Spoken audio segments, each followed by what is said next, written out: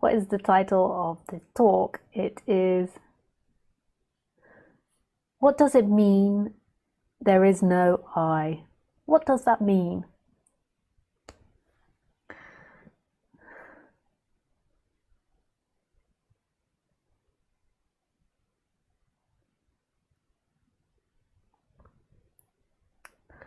When we are incy-bincy spiders crawling up the wall, when we're incy-bincy, little tiny babies, we do not have a sense of I. So we don't have a sense that we are somebody inside these bodies looking out and experiencing the world. We don't have a sense that we're big or small or white or black or smart or stupid or good enough or not good enough. There's no sense of anything. There is just presence. There's just this sense of watching, this empty watching, and this alive presence, this I am, this beingness. And it's so alive and fresh, even though it can't be more fresh than any other aliveness. But in the baby, there is no illusion in the way, there is no filters on it, there is just pure awakeness looking out. And the baby's brain hasn't really started functioning properly yet, so it's not really registering time, it's not really registering memories, it doesn't know that it's a baby inside the body, it can't speak. So its brain is limited in what it can do, so what projections can be shone out from the body. So there is like this pure looking through. The baby is not deluded into believing an illusion. But when I say the baby doesn't even exist really. The baby is habits and conditions that are arising in that moment, but it's just that the pure consciousness is not blocked. It's not mixed with being a personal self. It's just experiencing.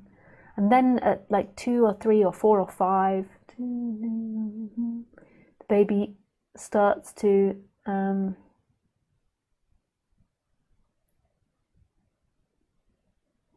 have this sense of separation.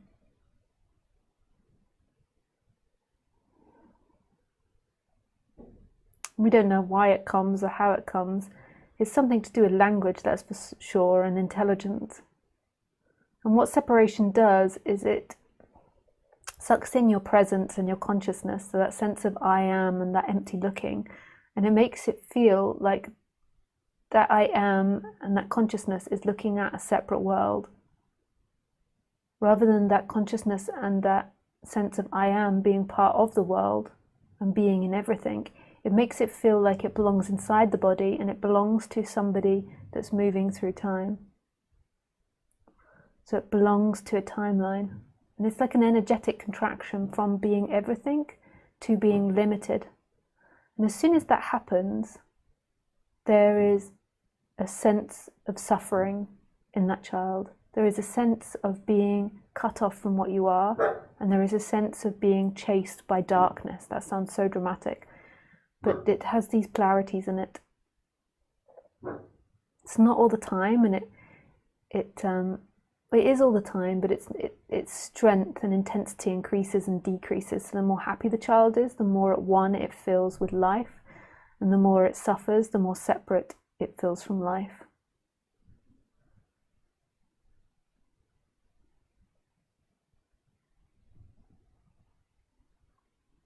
Hello?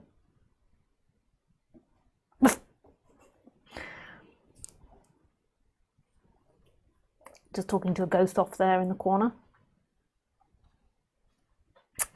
And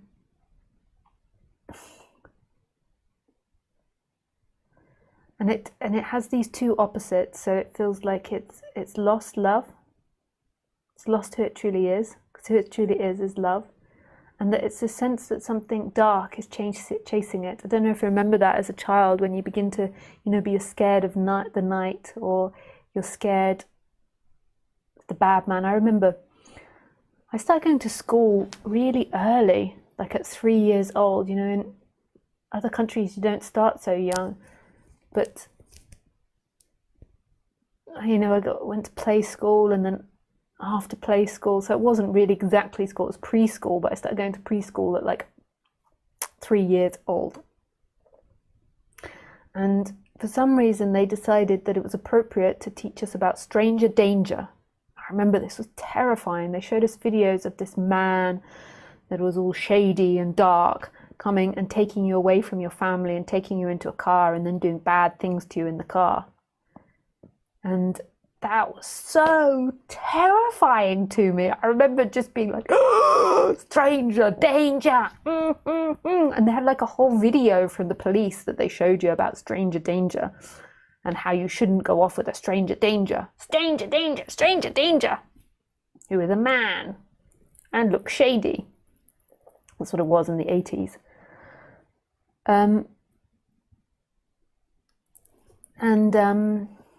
Yeah. And I remember being terrified of that stranger danger. I also remember being afraid of the night. Not so much though. I remember having that as well. Afraid of monsters under my bed, those types of things. We had to check the bedroom before we went to bed. And this is the beginnings of identification, that it's your job, that it's your role to stop this darkness that's out in the world. And that darkness forms from a sense of separation, that you are separate from everything. Because there's nothing out there that can get you, nothing. But what begins to happen to that darkness and that desire to get back to love is they become part of your story. Isn't that bizarre that they become part of your story? But they do. So what does that mean? They become part of your mission in life. Your mission in life will be particular ways to get that love back. So whether you believe that's being an artist or a ballerina or a kickboxer or an accountant or having lots of money or a house or kids, it will become part of your story and you will strive towards that. And that might be there without seeking, but without seeking it will come from a different place, it will come from flow. But with seeking, it's like you need it. You need that in order to stay together. And then the running from darkness is like this pedaling away from bad things that can occur to you. So it's like everybody has their particular fears. So whether it be the snakes, the spiders, authorities, police, parents, family, sibling, partner, work, bosses. There'll be this anxiety that you feel is like grabbing onto you, but you won't be conscious of that. It will just become part of your story.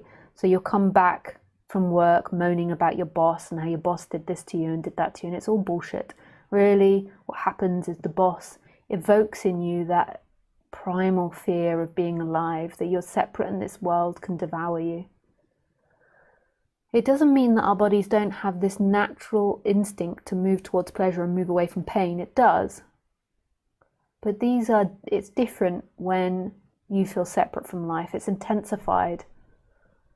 So you might still have issues with the boss, even if you're free, but it's intensified when you feel separate and the seeking to it has an extra edge to it. And it becomes important and obsessive for your mind. And it's not seen as a story, it's not seen as seeking, it's not seen as a suffering story, it's seen as just part of you, part of your life, part of what makes you you.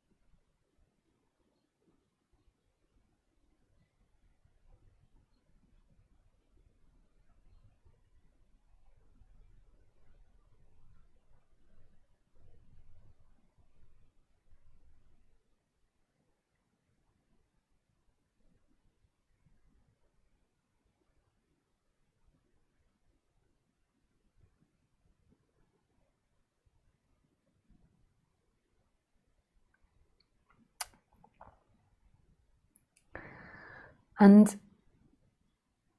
all of that combined together, the consciousness and the sense of being, and these thoughts and feelings and emotions, and this I that's constantly telling the story of you, gives the appearance that you actually exist separately as somebody inside that body. Whereas actually there aren't people inside these bodies. When you walk around, you're not looking at anybody. So who would you be looking at? There is nobody there. It just appears as somebody there in a storyline. But in this moment, there is no people here.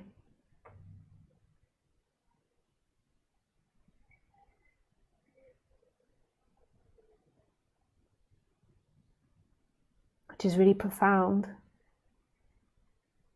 Like, who is here?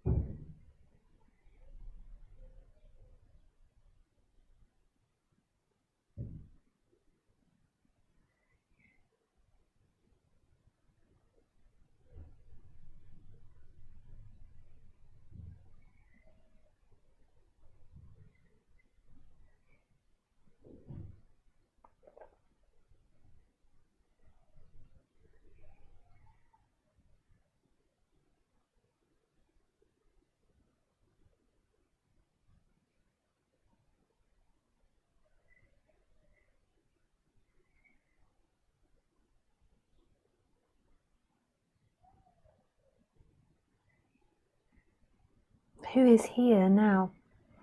So there is an assumption that there is somebody looking at your eyes. There is an assumption that somebody came into this room and sat down. There is an assumption that you've lived a life for 30 or 40 or 50 years. But who is this person that has been alive? Who is this person that's going to die? Who is this person that suffers or doesn't suffer?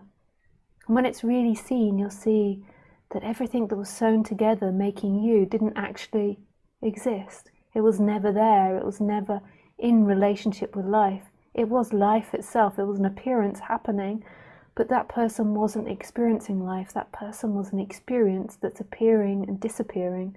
It's not actually something that's separate.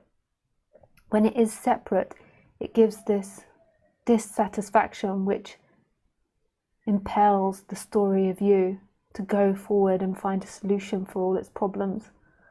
As this begins to get undone, so as it begins to get seen through, all types of karmas can come up, and often the deeper and deeper you go into that illusion, the more intense and neurotic your fears or discomforts come. Like, they'll grab onto anything. So if you go through everything and you dismantle everything, then they'll grab onto the room falling in. Like, you'll begin to get neurotic about the room collapsing in on you. Like, it will endlessly try to find problems that aren't even there. So even if you manifest the most perfect life that doesn't have any problems, if you feel separate, then your mind will begin to make up problems to justify why it feels uncomfortable and to try to seek a solution for it. Not because the mind is bad, not because you have this big bag ego inside of you that you need to rip up and chop up and tell off and put in the corner, put in the naughty corner, sit, and say sit, and get out your little spanking rod. Not at all. Just functioning that's appearing because there's discomfort, because of this separation, this energetic feeling. And it's not true. You are not separate.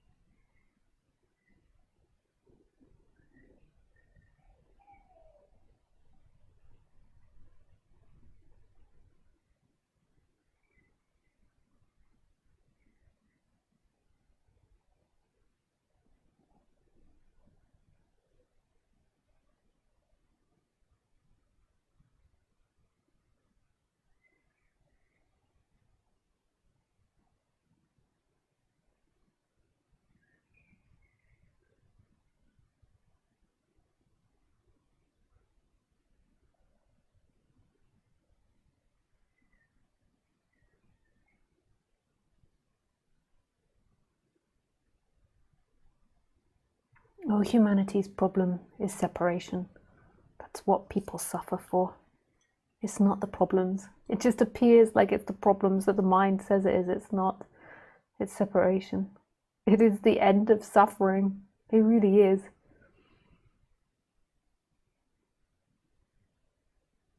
But it just takes a warrior-like mind or a warrior-like experience in order to see that's not true, that's not true, that's not true.